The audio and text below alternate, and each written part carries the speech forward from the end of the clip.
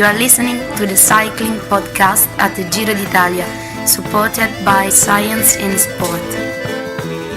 Today we are in Nijmegen. Kotze šitene kotze višćene, nus pigude šikora, Where are we, Lionel? We're in Nijmegen, in a square outside a bar, enjoying a Dutch beer. We are. I'm Richard Moore. That was Lionel Birnie. Hello, Lionel. Hello, Richard. And with Daniel Friebe as well. Hello. Happy birthday, Richard. I notice you're wearing your birthday gift from the Cycling Podcast, your captain's armband. Well, at the end of yesterday's episode, we wondered where Simon Gill had gone, didn't we, the photographer? He disappeared, and he doesn't normally disappear. And I discovered this morning that he'd actually been mooching around decathlon. Well, this all stemmed from my obsession with decathlons, didn't it? Cultivated over many years of covering the Tour de France, even dating to before that, when I used to go on holiday to France as a kid, and I'm kind of obsessed with decathlon, and all the incredible array of sporting equipment that one can buy at Decathlon. He came back with red and yellow cars, captain's armband. We hoped he would come back with a javelin or a crossbow. But we got a referee whistle instead. I got a whistle. I'll use that at some point. I've got the red and yellow cards. Going to use them as well. Going to wear my captain's armband every time we're on air podcasting, just so that you guys know who's in charge. Age, Richard, today? Yeah. I'm an age today. Are you older than Jean-Christophe Perrault, who I think I discovered today is going to be the oldest ever, or is the oldest ever Giro d'Italia debutant? He's going to be 39 when the race finishes. Yeah, I'm a little older than him. I'm about the same age as Jens Vogt. The big question is, though, Rich, when you leave the race, who are you going to give the captain's armband to? Well, I'll toss it to the ground as I Stomp trot off the pitch, and it'll be up to one of you guys to pick it up. As the birthday boy, are you also de facto peddler de charme? We didn't do peddler de charme. We're going to do it tomorrow, aren't we? No, we said we'd start it in Italy. Maybe we should start it tomorrow. We could do. Anyway. Hang on. Whoa. Before we finish with the birthday stuff, what about a little rendition, guys? Come on. No. Oh, come on. At the end, maybe we can... In Italian? Can you... Okay, all right. Tanti auguri a te. No, that's enough. Maybe we can play us out at the end of the episode. We always need to give people something to carry on listening for. I think that'll be sufficient. If you guys could play out this episode with a rendition of Happy Birthday, that'd be great. I think, aren't there really quite controversial rights issues over the use of Happy Birthday?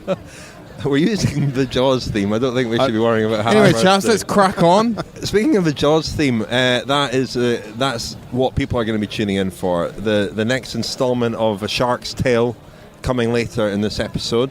We should mention at the outset our sponsor, Science and Sport, are sponsoring the Cycling Podcast at the Giro d'Italia, a nightly show, which is what you're listening to now, and 9 episodes of Kilometre Zero starting on Monday. Looking forward to all of that. So today, we're still in Holland. Fantastic crowds once again. Feels like a Sunday, but it's a Saturday.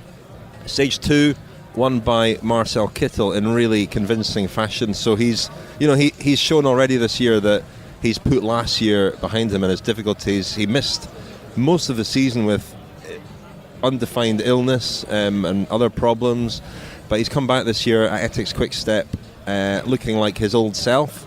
This, though, winning a stage in a Grand Tour is confirmation of that, isn't it? And he didn't just win the stage. He did it pretty much on his own with a very inexperienced train that did their best for him, and we'll hear from Bob Jungels, who is a member of that train later on. But he won it by several lengths, didn't he? He did, and I think the story really would have been if Marcel Kittel had been beaten. That would have been a story. Everyone was expecting Kittel to win, although there are some handy sprinters here. Arnaud Demar, Caleb Ewan, to mention a couple, Sacha Modolo. Andre Greipel, yeah. Viviani.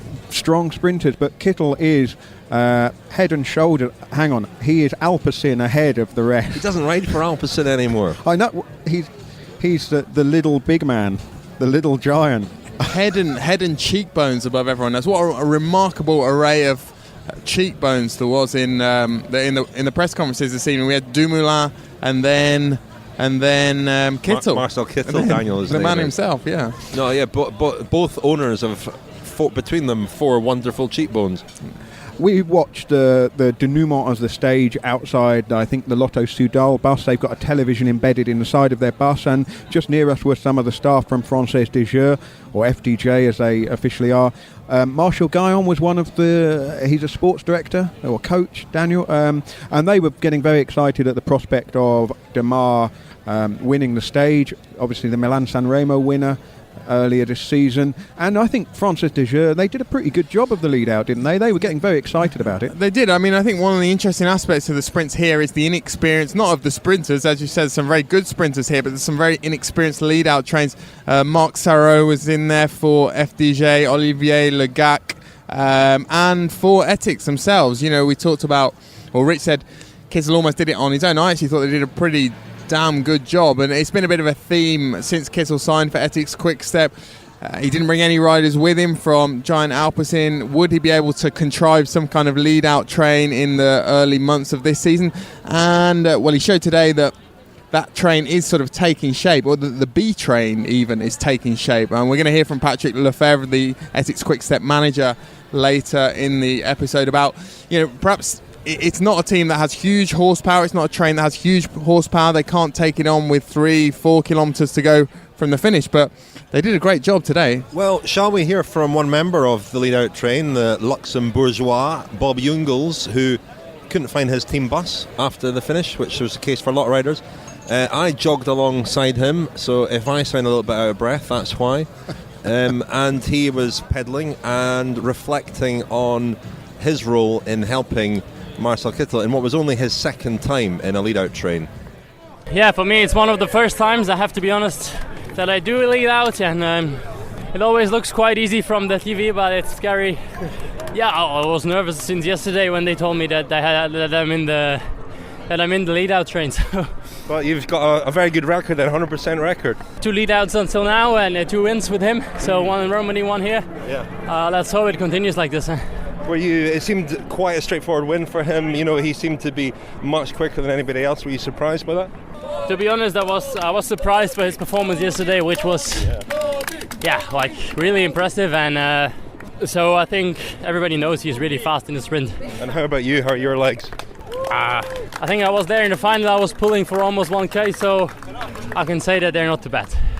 So we heard there from Bob Jungels. Jungels actually did a very good job, didn't he? And, you know, as we just said, there were question marks over the Etixx-Quick-Step train. Sabatini himself, Fabio Sabatini, he's one of the more experienced members, but brought onto that team by Mark Cavendish when Cavendish was their main sprinter. Didn't really excel as Cavendish's lead-out man or as part of Cavendish's lead-out train, but you know, with lead-out trains, it is horses for courses, really, and Kittel probably needs a different kind of lead-out man, or he has different demands from Cavendish, and certainly based on today's sprint, he doesn't need a huge amount of help in the last 500 metres, certainly. In that way, it really favoured them because the course was quite technical. They were often racing on only one side of the road. They had to come across that bridge where they were into not a stiff headwind, but enough of a headwind to make it hard for other teams to come by and assume control of the peloton. And so because it was technical, there was really only room for 1 or maybe 2 teams to get themselves into, you know, really rigid order, and that kind of neutralised some of the random factors. And I think that's why we saw that when the moment came, it was Kittel versus Demar, and there wasn't a kind of headlong rush from any of the other sprinters. Shall we hear from somebody I always love hearing from? Patrick Lefevere. I think we should. It's an impression. So I spoke to Patrick Lefevere very shortly after the finish. He was hanging around outside the Etixx-Quick-Step bus, looking very happy indeed, really sort of licking his lips over what's turning out to be an extremely good signing, isn't it? About 1.5 million euros, I think they paid for Kittel, so they got him at a fairly decent price after the travails of last year. So here's Lefevere after the finish today in Nijmegen. Pretty much perfect, wasn't it? Yes, we were a little bit afraid because the wind was coming from left side. They were a little bit closed, but Sabatini did an intelligent move to go from far away and then forced the Française des Jeux boys to start the sprint. And Marcel, I think there's no discussion about how strong he is. And these late, powerful lead-outs, you don't need to be on the front with 3-4 kilometres to go anymore, do you? 1.5 kilometres is enough. No, I don't think we actually has the team to do it. We have good boys, but if really in the Tour de France you put Tony Martin with it, Riqueza, and Sabatini, that's maybe another story. But everything has to be calculated so good. You have no right to mistake. This time maybe he takes 1 second in the sprint. And there were some doubts when Marcel came to the team about his health and everything that happened last year, but how impressed have you been with Marcel since the start of the season? The doubts were maybe on your side, not on mine anyway, because otherwise I should not have taken him. Because I so long in this business, and I think somebody of 27 cannot be finished. He's a healthy boy. Everything went wrong last year, became ill, didn't have the time to recover. Then you go in a point where you only feel the shit and not the good things. And fortunately for us, he wanted to change team, and it was quite peaceful. And I was the lucky. And pink jersey tomorrow? We hope. It's one of the goals, but of course there's still some other guys in the bench. So that was Patrick Lefevere, and I gather you had a conversation with him this morning at the start as well, Lionel. I did indeed. Shall we hear what he said? All my contracts, riders, staff, sponsors are ending end of 17. And then we will see if I'm able to restart again with everything, or I go to be retired. Surely not. You can't suggest that you might be retiring at the end of 17. Why not? I'm 63 then. I have also right on my personal life. Of course, but this is your passion. I mean, your passion is not waning. I have other passions as well. I always feel with Patrick Lefevere that, he sees the relationship with the media as very much what he can get out of the transaction. He very often uses it to get his propaganda out there and make his point known. But I was surprised to hear him putting a sort of time limit on his involvement. He was suggesting he will retire at the end of 2017. He says, he's 63, he's done enough. He has talked before about replacing himself in effect and looking for someone to take over the reins, and I think he felt at one time that Rolf Aldag might be the man. Aldag is now at Dimension Data. Aldag didn't particularly want to do it, and they will take on a great legacy, won't they? It's a great roster at the moment, financially very powerful. Talk of Peter Sagan going there next year, but he's a tough act to follow, as you say, Lionel, in terms of charisma and as a figurehead, and in terms of obviously his status in Belgian cycling. It's got to be Wilfred Peters, is it not? He's got to be the favourite to replace Lefevere as the main man. That's very much David Moyes following Sir Alex Ferguson, isn't it? To use a footballing analogy. I don't think Peters is really. I mean, he can't run a bath, can he? Let's be honest. You are listening to the Cycling Podcast at the Giro d'Italia, supported by Science in Sport. Science in Sport, fueled by science. Yes, thank you again to Science in Sport, and a reminder that all podcast listeners can get 20% off all their purchases from Science in Sport.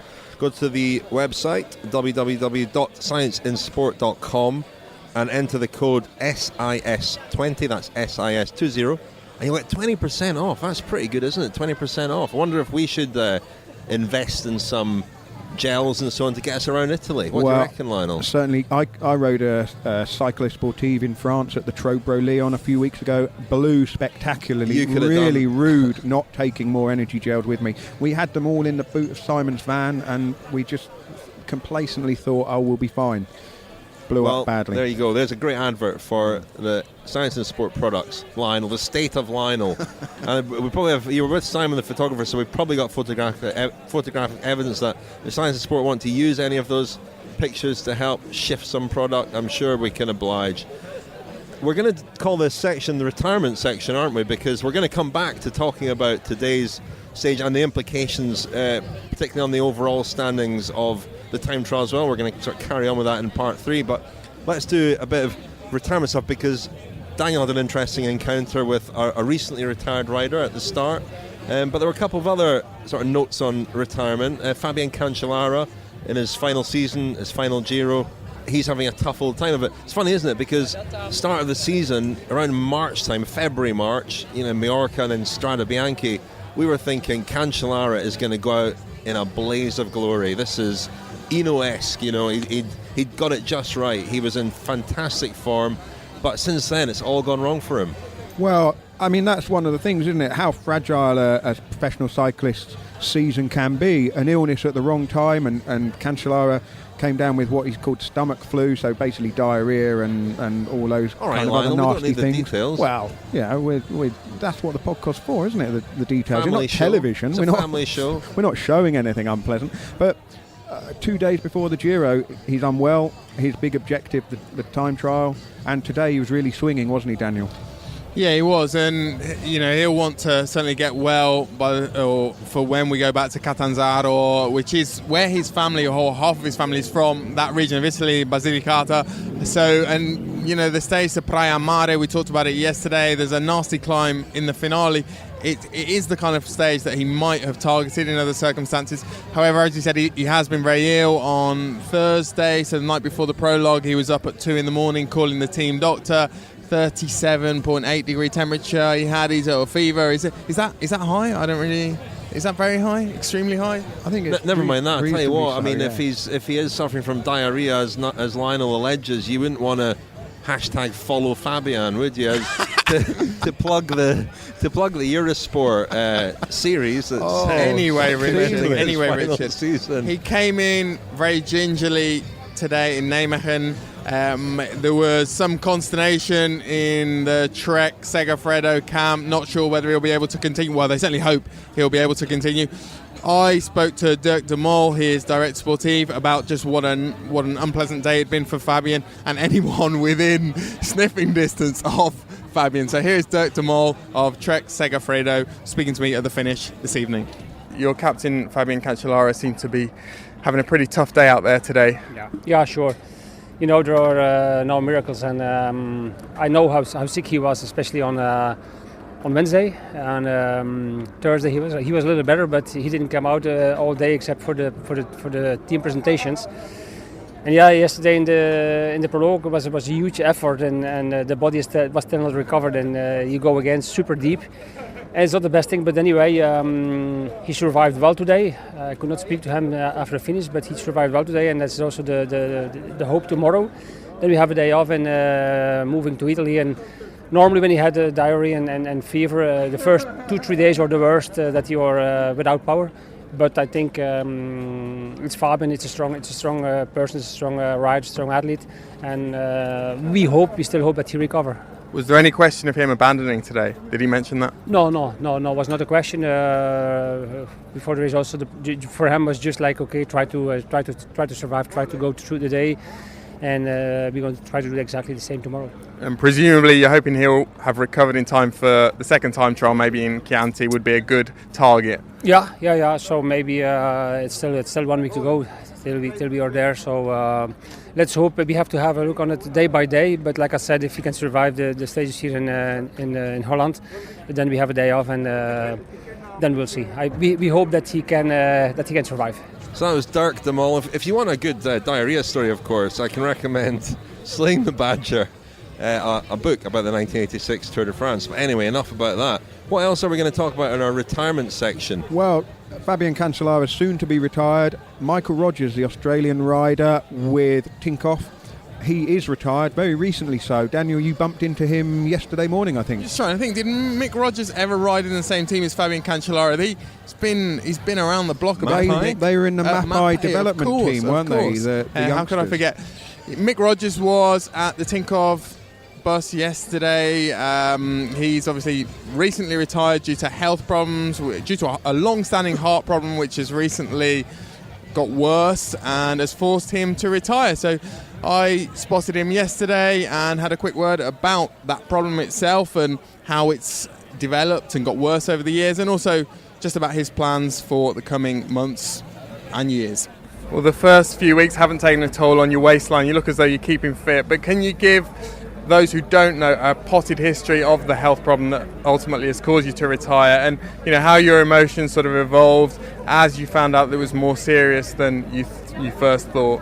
Well, back in 2001, my first year as professional in our annual health screening, they picked up on a congenital problem in my heart. It's basically the aortic valve.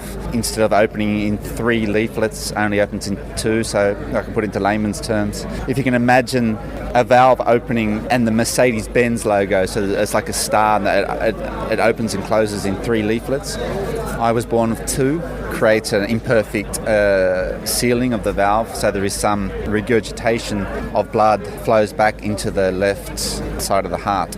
In turn, the heart picks up on this accumulation of extra blood in the left ventricle and does an irregular beat to pump it back out. So every 6 months I've been required for the last 16 years to have control. The amount of those extra irregular beats was considered very low, but over time, every year, that's slowly increased to a point now where it's becoming, a bit risky.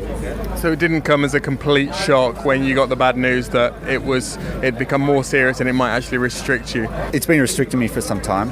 I've had to really just suck it up, so to say, and there's nothing I could do about it. It was just a matter of keeping it under control, and we always have. You talked about how much you'd got from riding for Alberto Contador, helping him, etc. It looks as though now he's going to carry on for at least 1 more year, possibly 2. Presumably, you think he's still got a lot to give. Out of all the stage race riders that I rode alongside with, I think Alberto's the most talented. His recovery capacity is amazing. I really have never seen anyone like it before. But saying that, a lot of guys have lifted their game in these last couple of years. When Alberto attacks now, there'll probably be 6 or 7 guys following, and he finds himself having to reinvent himself and find a new stimulus to keep winning. I take my hat off that he can do another. He wants to do another 1 or 2 years or whatever he's decided to do, because there's been a lot of riders that have come and gone since he's been at the top, and when he's on a good year he wins the Tour de France. When he's on a bad year he finishes 4th, he finishes 5th, and a champion like that comes along every 10-15 years, and he's done lots of the sport. So that was Mick Rogers. He not being specific about his future plans really, but I can definitely see him resurfacing as a director sportif somewhere, team manager. Of course, he was the road captain for Bradley Wiggins when Wiggins won the Tour de France. Interesting to hear him also singing the praises of Alberto Contador, and really implying that Contador had been the most gratifying captain to work for. Did you not see him, Daniel, also briefing or giving a rider a pep talk before the time trial? He did. Pavel Brut was having some problems yesterday with his computer or some of his equipment, and Rogers, who was not really here in an official capacity, strolled over and he said, "Pavel, we need you to concentrate on the race right now. Don't worry about whatever it is, the problem that you've got, so just focus and let's get this time trial out of the way." I once asked somebody at Team Sky in a senior position who was the best ever signing for Team Sky, and they said Mick Rogers. And they said that without Mick Rogers, Bradley Wiggins wouldn't have won the 2012 Tour de France. When you speak to people at Sky, they always mention there's always somebody who, without whom Bradley Wiggins wouldn't have won the Tour de France. I'm starting to wonder if Bradley Wiggins did win the Tour de France. Well, especially Bradley Wiggins. Without Bradley Wiggins, that's Bradley true. Wiggins No, that's wouldn't a fair have won the Tour point. de France. Without Bradley Wiggins would not have won the Tour de France. Final little bit of the retirement section. I bumped into a furious Ned Boulting at the finish today. He was just wanting to let off a bit of steam about his co-commentator on the world feed, Dan Lloyd. He had researched a fact about Martin Cilingi, who's racing his final season and not riding too many races. He was in the break today. Yeah, anyway, here's what Ned had to say. Right, you want a fact? I'll give you a fact, right? I researched this and worked it out for myself. Martin Cilingi, over the last 3 editions of Milan-San Remo, has spent 800 kilometres plus in a breakaway. Right, I researched that fact, was commentating for the World Feed today. Within minutes, Dan Lloyd had just said it to a worldwide audience and just nicked it from me and kind of claimed it as his own. He's that kind of guy. So that was a furious Ned Boulting there. I feel a bit sorry for Ned there. He's but that's how a team works, isn't It's like it? journalistic doping, isn't it? Well, he's Dan Lloyd's lead-out man in that instance, isn't he? He's done all of the research, all of the hard yards. Unwitting lead-out man. He didn't realise he was going to be his lead-out man. True, but I mean, sometimes someone's got a bigger hammer than you, haven't they? And that's just the way it is. Anyway, Martin Cialinghi... He needs a captain's armband like me. Offer him the captain's armband tomorrow. Martin Cialinghi of Lotto Jumbo... rider we're going to be hearing a bit more about later in the week on the podcast, hopefully. We're working on something at the moment, but yeah, probably not a surprise that he was off the front because he lives in or around Arnhem, which is where the stage started today. He is one of those riders who does attack, gets up the road. He's done it in the classics before. He did it when he rode for Skill Shimano particularly, and he really was for a while the sort of leading light of Skill Shimano in the classics. And the three riders out front, we should give them a bit of a big up because it was Omar Fraile of the Dimension Data, the Italian rider, Daniel, who was in the break, the Italian rider in the break. That's right. And Martin Cialinghi, thank you, coming to my rescue there in a sort of reverse of the Dan Lloyd net bolting scenario there because he's deep into Nibali's book. I was actually wondering whether he wanted another beer, but anyway, carry on. Well, so yeah, Cialinghi, he's the kind of the elder statesman, the road captain almost of the Lotto Jumbo team. He's retiring. He's doing a few more races after this Giro. He's going to do the National Championships and the ZLM Tour in the Netherlands. But it was a bit of a half-hearted break because with only three of them up the road, they did get a decent advantage, but they didn't really get within spitting distance of the finish today. 20 kilometres to go, and it was more or less all over. The Italian rider did try and hold off the bunch, but the bunch didn't really even have to work terribly hard to bring them in. Eurosport, the home of cycling.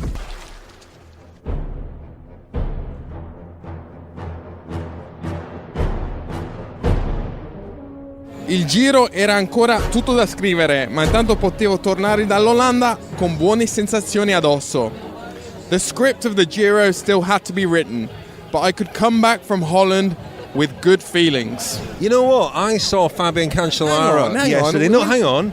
I'll get back to that in a minute, Daniel. I saw Fabian Cancellara yesterday before it started, and I thought I had never seen anybody in the zone to the extent that Cancellara was before that time trial. But Daniel, before that reading, it was unbelievable focus. We should explain that was our daily feature, the Shark's Tale, every day, at least one line of Vincenzo Nibali's autobiography, Di Furore e Lealtà, telling in a certain fashion the story of Vincenzo Nibali's Giro. And there he was talking about the last time the Giro went to Holland, 2010, which of course Ivan Basso, his teammate, won. And he said that he'd gone back to Italy feeling pretty good that time. And Ciro keeps telling us that Nibali is getting better, he's feeling better every day, and he could be, well, it's all sounding very ominous, isn't it? This is profound stuff, and it's a daily feature. There's going to be a line a day from Vincenzo Nibali. Even when you're not on the race, Daniel, you're going to send us your daily dose as if by magic. Yeah. Daily dose of the Shark's Tale. Thank you for that. It's wonderful. Really got the hair standing on the back of my neck. So he certainly did, yeah. Yes, nothing more I can add, really. I mean, we're going to talk about the battle for pink, the fight for pink, of course. Hashtag fight for pink. Mm-hmm. Yeah, because we did obviously talk about that yesterday, but I think we've been continuing to digest the implications of the time trial, what it means. We mentioned last night that Rigoberto Urán might have been disappointed with his ride. I went and spoke to his director sportif, Fabrizio Guidi, a former rider who's a DS at Cannondale, and asked him whether he was a little bit disappointed with Urán's ride. He said no, absolutely not. His power was exactly where they want it to be, and they feel that his form's coming, considering the racing and the training that he's done over the last month or two.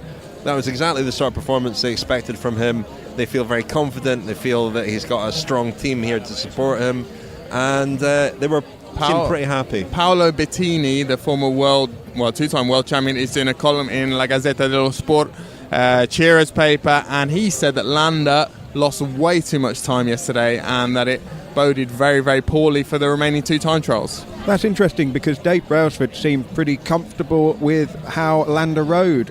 He was saying that's exactly where they thought he would be, that's exactly where they wanted him to be. What is it, 43 seconds? He would say that, wouldn't he? Of course he would say that, but he following up what you said, Daniel, yesterday about how those flat time trial efforts do favour riders with zingy, springy legs. It doesn't really favour the real sort of the climbers who are, let's face it, are looking to be coming on strong in a couple of weeks' time. So I don't think too much to concern about.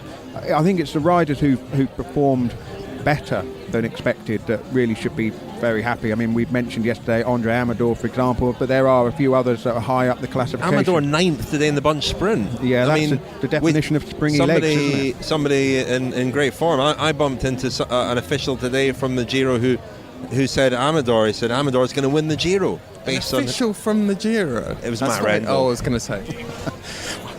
Well, Tom knows Amador very well, of course. He does, well, having worked for Movistar, now back working for the Giro. But Tom Dumoulin is the current leader. People were speculating after Marcel Kittel's very impressive time trial performance whether Kittel would get the time bonus seconds at the intermediate sprint or enough at the finish to take the pink jersey. He hasn't done that today, of course.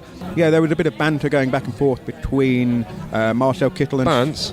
Hashtag bants between Marcel Kittel and his former Giant Alpecin teammates. The Giant Alpecin teammates were saying, please don't win the bonus seconds at the intermediate sprint.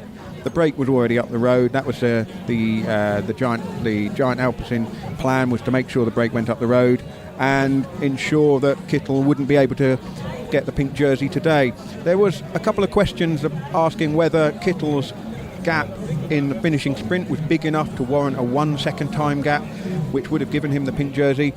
Neither Dumoulin nor Marcel Kittel thought there was any real case for that, and I think it would have been pretty harsh considering Demar, although lengths back, there wasn't any time between Kittel as a stage winner and Demar in second place. Kittel, who of course has never made it to Italy in the Giro, has he? And he's never won a professional race in Italy.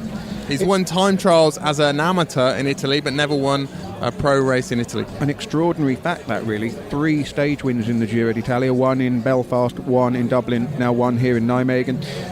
And he's not yet ridden a Giro stage in its home country. Presumably he's going to make it to Italy, isn't he? He's going to get on the plane. I mean, Kittel? Yeah, or is he going to win again? I think that's the plan at this stage. I haven't heard any word to the contrary. I mean, when in Ireland, of course, it was terrible weather. So you don't know if that... But he fell ill very, very suddenly, didn't he? I mean, he seemed absolutely fine. He obviously won 2 stages, and I remember him at the press conference, he seemed absolutely fine, and it was a real surprise to find out that he fell ill overnight. But the weather there was a contributing factor, I think, and the weather here has been fantastic. And it'll be quite interesting to see if Kittel does take the jersey. Presumably Dumoulin will be quite happy with that, and his team is very inexperienced as well, Giant Alpecin, and just how he goes about things over the next week or so, or 10 days. There's some speculation, as we said yesterday, people were perhaps getting a bit carried away, the Dutch journalists, the Dutch fans, talking about, well, will he now change his objectives, change his goals and start thinking about GC? He's been quite adamant that he won't challenge for the pink jersey over the 3 weeks, but opinion is divided on that, and it might be that he just decides to test himself. I think given the start to the year that Giant Alpecin had, the victory for Dumoulin is already a huge weight off the shoulders for the whole team. He was asked about that, whether the pressure was ramping up because they hadn't won a World Tour race, but Richard just ordering a beer there. It was extraordinarily off. Oh, they are coming. I was a bit premature there. Sorry about that. Our beers are arriving. Sorry, I was just saying that getting that win for Giant Alpecin, their first win of the season, although the pressure wasn't on Dumoulin or the riders to get that first win, it's a huge relief for them. He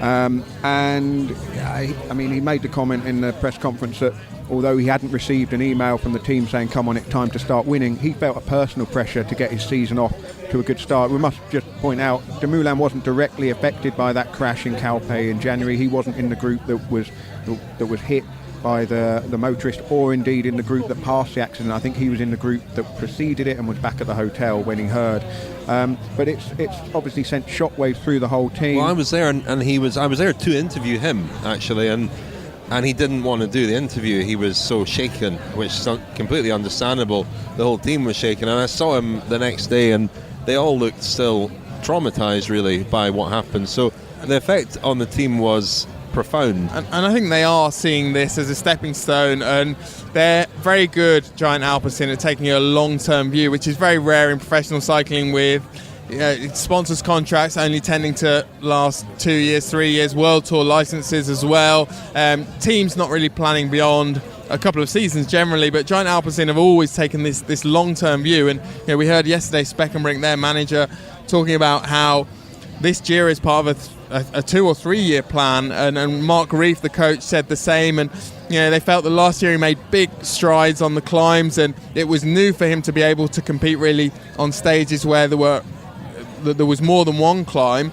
However, you look at the last week of the Giro, I think this race goes above 2,000 metres 10 times, which is almost a record, I think, in Grand Tour history. And you look at the one stage in the Dolomites, or the one road stage in the Dolomites, where the Dolomite police will be able to take a day off, and that, I think there are 5 2,000 metre plus climbs that day. And you look at stages like that and you think, perhaps Dumoulin is smart not to be advertising his ambitions for general classification. A lot of talk about Dumoulin's build, during the Vuelta last year, when he did put up such a great fight for the overall against specialist climbers like Fabio Aru.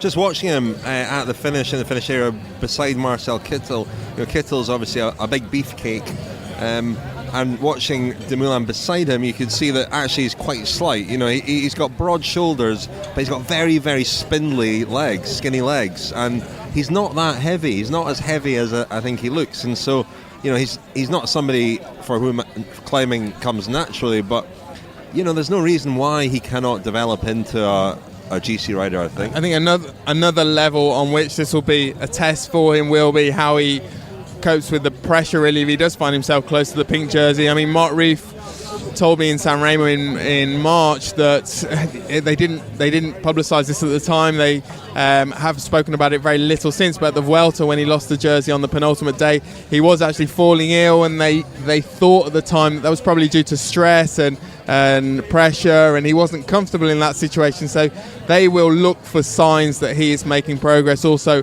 on that level at this Giro. Just on how it affects the Giro to have Tom Dumoulin in the pink jersey, Marcel Kittel the stage winner, and I think in the points jersey. In terms of the image of the race, the outward projection of the race, you couldn't really have two finer poster boys for the opening weekend, could you? I mean, they're both handsome lads. Tom Dumoulin, they're both very charismatic in the press conferences. They express themselves very well in their, in a language that isn't their first language. Tom Dumoulin's clearly popular on the roadside. He was talking about the crowds today. He said that that carried him along, as it often does, particularly for a race leader. But he did point out that he saw a flag or a banner or a sign which said, "Marry me, Tom," and he made a joke that he wouldn't be taking up the presumably young lady on that particular offer, because he would. He said his girlfriend would be the one expecting him to be making that offer at some point. No, you're right about Kittel and Dumoulin being great poster boys, and I think I was saying to somebody that if it has felt these couple of days in Holland bigger and in lots of ways better than the Grand Départ of the Tour in Holland last year. I don't know why that is. Obviously, Dumoulin winning was, the script was perfect, and it's just, I don't know, there's been a national holiday as well. This is a student town. At the finish, there were a lot of young people out enjoying themselves, and I spoke to a few of them, and there were lots of balconies that were filled with people, and even temporary structures set up for little stands and so on. It was really a great carnival music festival type atmosphere. And I think that really brings home the kind of pressure that Tom Dumoulin will face if he does emerge as a Grand Tour contender in Holland. In Holland, they haven't had a Tour de France winner since 1980. The expectation is already huge, and the popularity of cycling is already huge, but it would grow and it would swell. and that would be quite a daunting undertaking for the next man in line, and it's looking increasingly as though it will be Dumoulin after many false hopes over the years, most of them from the Rabobank system, Haysink, Kelderman, and they've all fallen by the wayside. And we've had this rider, Tom Dumoulin, who's gone into a different system and seems to be thriving. And who knows? He could be Zoetemelk's successor. Let's wrap things up, shall we? There, chaps. We've gone on long enough. We're still in Holland tomorrow. Really, you should have the whistle, shouldn't you? I should have the whistle. I'm going to have the whistle tomorrow night. And just a quick word, we did mention the Eurosport, our other sponsor, and we will be launching our Pedlar de Charme Daily Award. We've got T-shirts to give to riders. Please start your nominations tomorrow. We might even start it tomorrow. If you spot some particularly charming pedalling or any other gesture or action that you think merits the award of Pedlar de Charme, it's a very loose category. It can be anything at all. Do tweet or Facebook your nominations. Just hashtag PDC Giro. Hashtag PDC Giro. And we will start considering those tomorrow and start awarding the T-shirt. Let's wrap up. There's only one thing left for tonight's show, and that's for you guys to sing happy birthday, to play us out. Off you go. English or Italian? Oh, you can do Italian, Daniel, again. I've already done it Italian, haven't I? It's better, isn't it? Tanti auguri a te, tanti auguri a te. Lionel, I can't hear you. I don't know the words. Good night. Happy birthday, Richard. Thank you, Richard. Many happy returns.